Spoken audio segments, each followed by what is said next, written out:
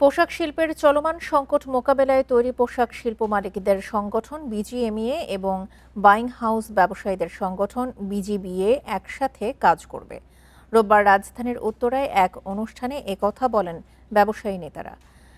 তারা আরও বলেন, তৈরি পোশাক খাতের উপর দেশের অর্থনীতি দাঁড়িয়ে আছে, তাই সংকট কাটিয়ে এই খাতে রপ্তানি বাড়াতে সরকারের নীতি সহায়তা দরকার।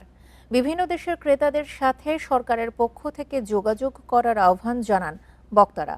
বলেন, বিদেশি ক্রেতাদের আস্থা ফিরিয়ে ক্রয়াদেশ বাড়াতে নতুন সরকারের জোরালো পদক্ষেপ দরকার। অনুষ্ঠানে Bangladesh garments and buying house অ্যাসোসিয়েশনের 2026-28 মেয়াদের নতুন কমিটির দায়িত্ব গ্রহণ করে। বিকাশ পেমেন্টে 10,000 টাকার বেশি অফার। শপিং চলছে তো।